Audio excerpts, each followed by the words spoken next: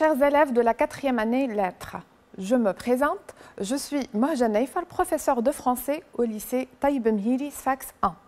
Je vous rappelle, chers élèves, qu'au cours de la dernière séance, nous avons entamé le module 4, inscrit dans le domaine Regard sur la société d'aujourd'hui et intitulé À la lumière de la raison.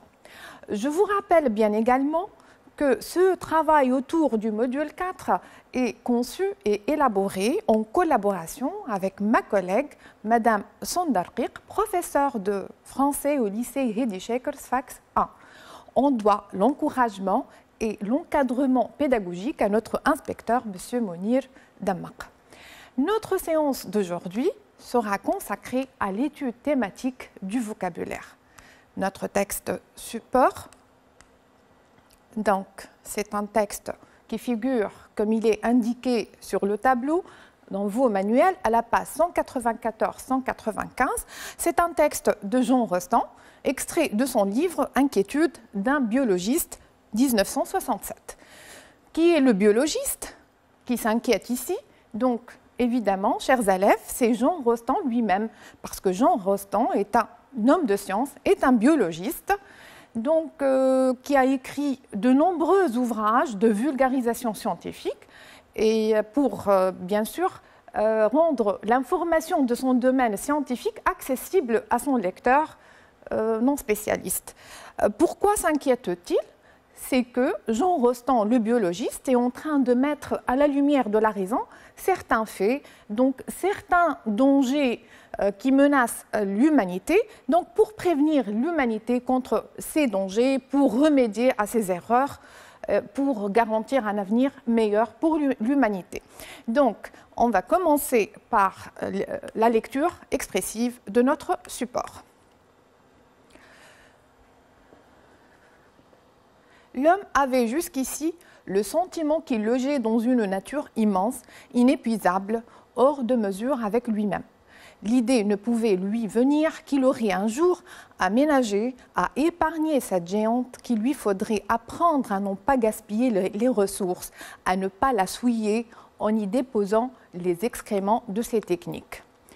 Or, voilà que maintenant, lui, si chétif et qui se croyait si anodin, il s'avise qu'on ne peut tout se permettre envers la nature. Voilà qu'il doit s'inquiéter pour elle des suites lointaines de son action. Voilà qu'il comprend que même dans une mer toujours recommencée, on ne peut impunément déverser n'importe quoi. Locataires consciencieux, ne dégradons pas les lieux où nous respirons. L'humanité n'est pas une passante. Un poète a dit « naître, vivre et mourir dans la même maison ». Il y a apparence que le sort de l'homme est de naître, de vivre et de mourir sur la même planète. Jean Rostand, Inquiétude d'un biologiste 1967. Nous remarquons bien que dans ce texte, Jean Rostand nous parle du rapport de l'homme avec la nature, avec sa planète, son environnement. Alors, et pour mener à bien son raisonnement, il part d'un constat. Donc, on va repérer les indices textuels pour répondre à cette question qui porte sur le constat que fait Jean Rostand. Donc, voici la question. Quel constat fait Jean Rostand quant à l'attitude de l'homme vis-à-vis de la nature? Justifiez votre réponse. Donc, attaquons le début du texte, le point de départ de Jean Rostand. Donc,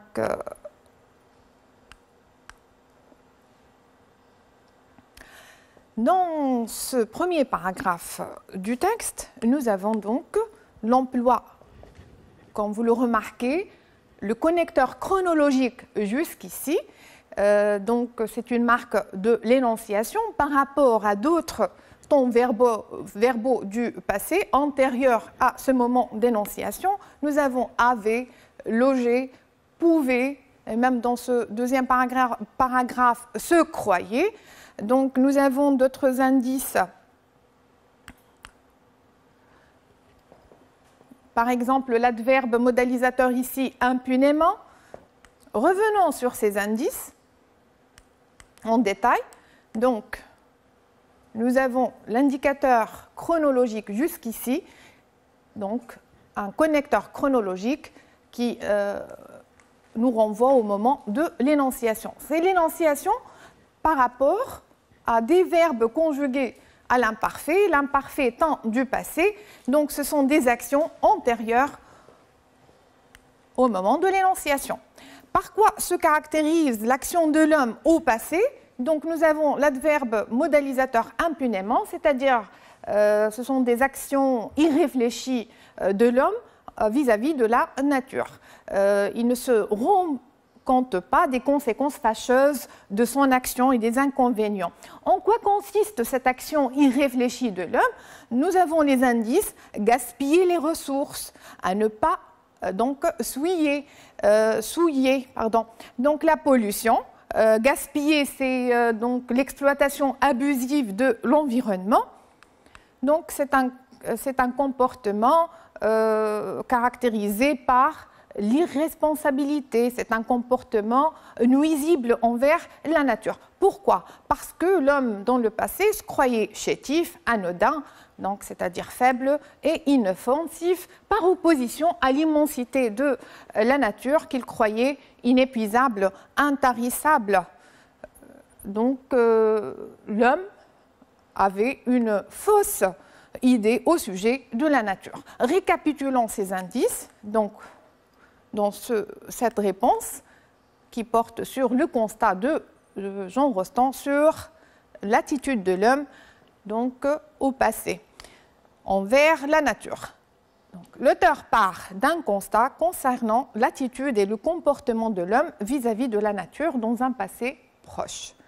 Ce cadre temporel est perceptible à travers le connecteur chronologique jusqu'ici, dont on a parlé tout à l'heure, accompagné de l'imparfait avait, logeait, pouvait, se croyait. Ces indices mettent l'accent sur la fausse idée que l'homme avait au sujet de la nature.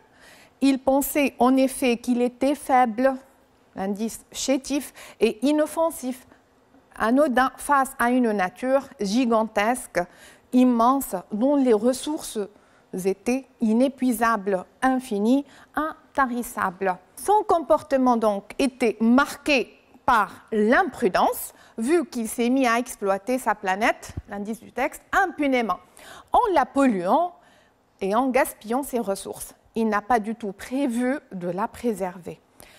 L'indice, l'idée ne pouvait lui venir qu'il aurait un jour à ménager, à épargner cette géante, qu'il lui faudrait apprendre à non pas gaspiller les ressources, à ne pas la souiller en y déposant les excréments de ses techniques.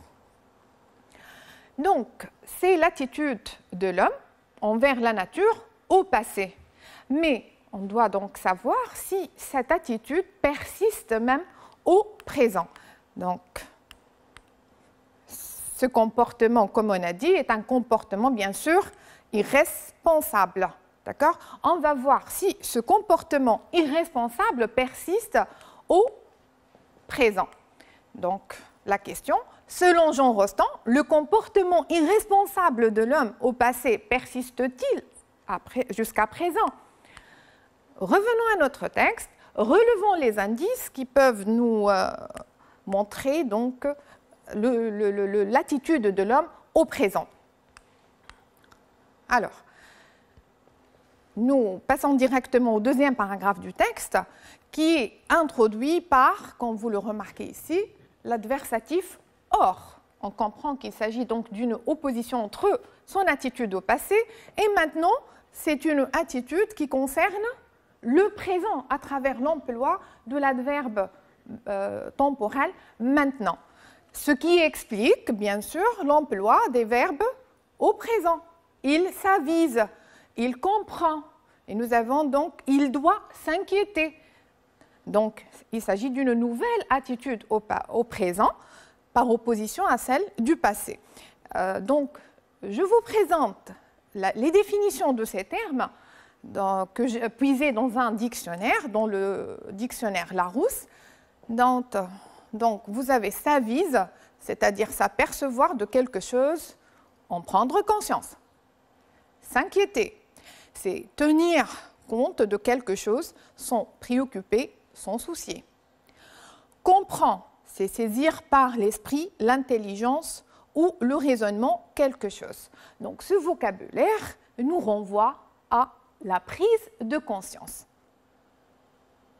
Donc, l'homme prend conscience de la gravité de son comportement au passé. Donc, voici. Et donc, son comportement se caractérise bien sûr maintenant par la sagesse. Voici la récapitulation de notre réponse. L'homme prend conscience de la fragilité de la nature et de la gravité de son action. Autrement dit, l'homme commence à soumettre ses actions, ses agissements à la loi de la raison. Il acquiert ainsi la sagesse. Donc, qu'est-ce qu'on remarque? Il y a deux attitudes. Un double constat fait par Jean Rostand. Récapitulons ces deux attitudes, ce double constat donc, de l'auteur. Il s'agit donc d'un double constat concernant l'attitude de l'homme envers la nature, à savoir l'irresponsabilité au passé et la prise de conscience et la sagesse au présent. En effet, il met en relief ces deux tendances dans l'attitude de l'homme par une opposition chronologique qu'on a remarqué au début entre le passé et le présent au moyen du connecteur chronologique jusqu'ici et du connecteur logique OR à valeur adversative. En effet, il note qu'après une longue période d'imprudence et d'irresponsabilité, l'homme prend conscience de la gravité de son acte inconséquent envers la nature. Alors maintenant, après avoir identifié l'attitude de l'homme vis-à-vis de la nature au passé et au présent, on va explorer le vocabulaire relatif à ces deux attitudes donc, dans cette deuxième étape de notre leçon. Je vous propose donc cette consigne. Donc, je vais vous proposer un tableau. Le tableau suivant présente un lexique relatif à l'attitude irresponsable de l'homme dans le passé vis-à-vis de la nature. Donc, on va s'intéresser à la première attitude de l'homme, celle du passé, à savoir l'irresponsabilité. Donc, voici le tableau. Le vocabulaire relatif à l'attitude irresponsable de l'homme, d'accord? Donc, vous avez il est inconscient, insouciant, inconséquent, imprévoyant. Je vous ai fourni les définitions puisées du dictionnaire, les définitions de ces adjectifs, puis je vous demande après de trouver le nom correspondant à chaque adjectif. Donc, premier adjectif, irresponsable, c'est le caractère d'une personne qui agit à la légère, sans assumer de responsabilité. Inconscient, c'est l'état de quelqu'un qui agit sans comprendre la portée de ses actes. Insouciant, c'est le caractère d'une personne qui ne se soucie de rien. Inconséquent, caractère de celui qui agit sans réfléchir aux conséquences de ses actes. Imprévoyant, c'est le caractère de celui qui ne se soucie pas de prévoir les situations futures. Donc, certainement, vous pouvez trouver facilement le nom correspondant à chaque adjectif. Irresponsable, le nom correspondant à cet adjectif, c'est bien sûr l'irresponsabilité. Inconscient, c'est bien évidemment l'inconscience. Insouciant, c'est l'insouciance. Inconséquent, c'est bien sûr l'inconséquence.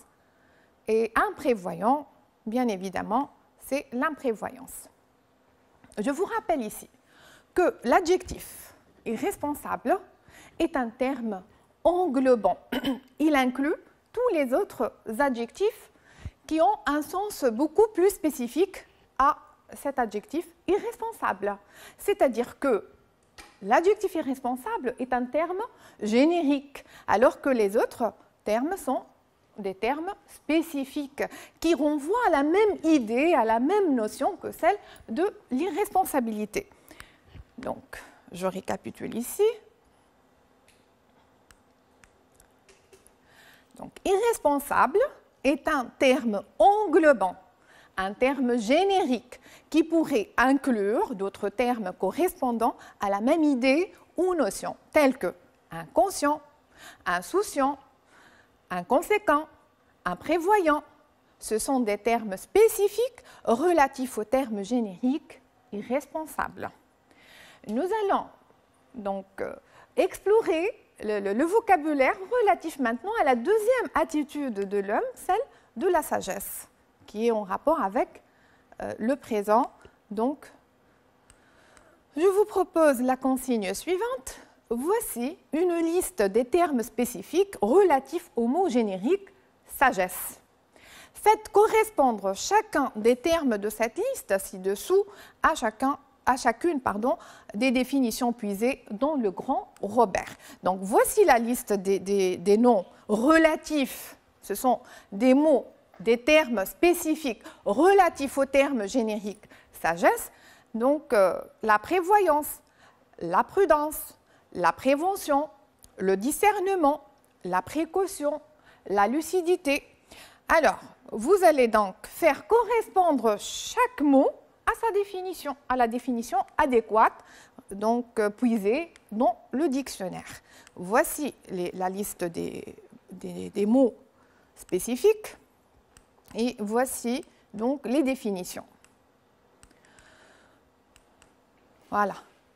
Donc, la première définition, nous avons qualité de quelqu'un qui sait prévoir et qui prend des dispositions en conséquence.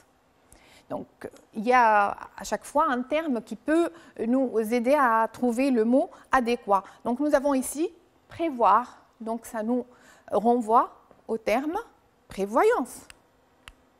Voilà, c'est la prévoyance. Alors maintenant, l'attitude de quelqu'un qui réfléchit aux conséquences de ses actes et qui agit de manière à éviter toute erreur. Donc, celui qui réfléchit, qui est attentif, donc il est prudent. Donc, c'est la prudence. Troisième définition, ensemble de mesures préventives contre certains risques. L'adjectif ici, préventif, donc nous renvoie à la prévention. Voilà. Alors, définition suivante, faculté d'apprécier sainement les choses, hein, c'est l'intelligence, c'est le sens critique. Donc ici, il s'agit du discernement. Définition suivante, prudence nécessaire pour éviter un mal. Donc, éviter un mal, il faut avoir de la précaution, prendre ses précautions. Voilà. La faculté de voir avec clarté et lucidité, donc, c'est la clairvoyance. Et enfin, la qualité de quelqu'un qui est lucide, conscient et clairvoyant, donc, c'est la lucidité. Donc, ce sont des termes de sens voisin, d'accord ? On va passer à un autre exercice pour mieux donc, savoir utiliser ces termes dans des phrases. Donc, voici la consigne.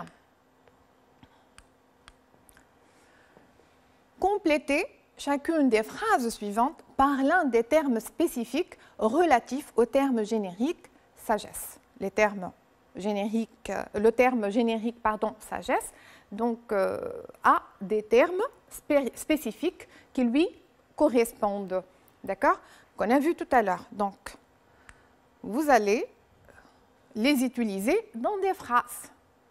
Ou autrement dit, je vais vous proposer des phrases et c'est à vous d'insérer ces termes dans ces phrases-là. Les termes qu'on a vus, discernement, lucidité, prévention, précaution, clairvoyance, prudence. Première phrase. L'homme répond aux appels d'eux contre l'épuisement total des ressources naturelles. Deuxième phrase. L'homme fait preuve à présent de beaucoup de. C'est à vous de compléter. Il prend ses avant d'agir. Il se ravise avec tant de en arrêtant le gaspillage des ressources et la pollution de l'environnement. Puis vous avez, il tend souvent à trouver les remèdes contre le mal qui pourrait ravager sa planète, dévoilant ainsi ça et ça. Alors, qu'est-ce qui peut nous aider dans la première phrase, par exemple? Peut-être la préposition contre. On dit prévenir contre. Donc, l'homme répond aux appels de prévention contre l'épuisement total des ressources naturelles. Deuxième phrase. L'homme fait preuve à présent de beaucoup de prudence. Il est prudent, il fait preuve de prudence. Donc, et il prend ses, bien sûr, avant d'agir, il faut prendre ses précautions. Il prend ses précautions avant d'agir. Il se ravise avec tant de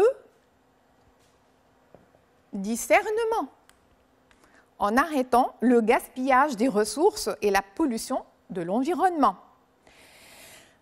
Dernière phrase, il tend souvent à trouver les remèdes contre le mal qui pourrait ravager sa planète, dévoilant ainsi.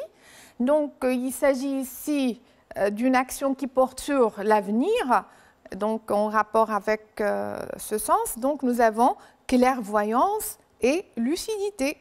Donc, faisons ainsi, ou dévoilons ainsi sa clairvoyance et sa lucidité.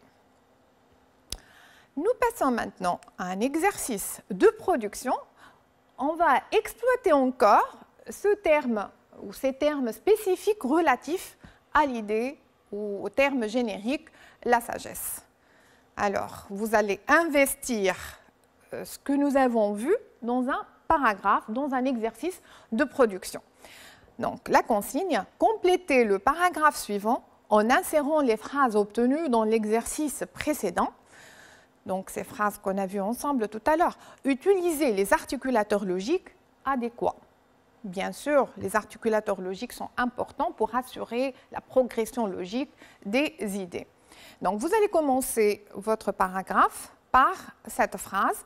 Désormais, l'homme moderne manifeste beaucoup de sagesse dans son comportement envers sa planète. En effet, et on va insérer les phrases qu'on a vues ensemble tout à l'heure et on va utiliser les articulateurs logiques pour assurer cette progression logique dans ce paragraphe. Je vous propose donc le paragraphe. Normalement, l'élève le fait en classe. Maintenant, donc, je vous le présente. Désormais, l'homme moderne manifeste beaucoup de sagesse dans son comportement envers sa planète. En effet, répondant aux appels de prévention contre l'épuisement total des ressources naturelles, telles que l'eau, le pétrole et le gaz naturel, l'homme jouit à présent de beaucoup de prudence. En fait, il prend ses précautions avant d'agir. De même, il se ravise avec tant de discernement en arrêtant le gaspillage des ressources et la pollution de l'environnement par les déchets industriels toxiques. Par ailleurs, il tend souvent à trouver les remèdes contre le mal qui pourraient ravager sa planète, dévoilant ainsi sa clairvoyance et sa lucidité. Vous remarquez bien l'emploi des connecteurs logiques qui assurent la progression des idées dans notre paragraphe. En effet, en fait, de même par ailleurs. Je vous réfère maintenant au dernier paragraphe du texte, de notre texte support d'aujourd'hui, donc le dernier paragraphe qui sera notre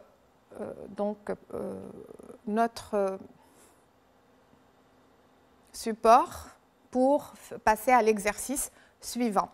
Alors, locataires consciencieux, ne dégradons pas les lieux où nous respirons. L'humanité n'est pas une passante. Un poète a dit « naître, vivre et mourir dans la même maison ». Il y a apparence que le sort de l'homme est de naître, de vivre et de mourir sur la même planète. Comme vous le remarquez, ce paragraphe commence par l'apostrophe « locataire consciencieux ». Jean Rostand s'adresse à son énonciataire pour l'impliquer, donc pour l'appeler à ne pas dégrader l'environnement. Donc, notre support pour cet exercice, c'est ce verbe dégrader. Donc, je vous demande, chers élèves, de trouver les termes spécifiques relatifs à ce terme générique dégrader. Donc, après avoir trouvé ces termes, vous allez les utiliser dans un paragraphe de votre propre production. Et donc, vous commencez votre paragraphe par « Il est dangereux de dégrader notre planète ».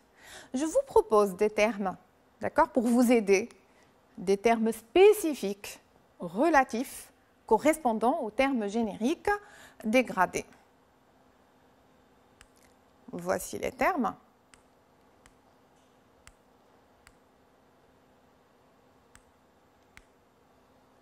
Donc, certainement, vous pouvez les trouver vous aussi.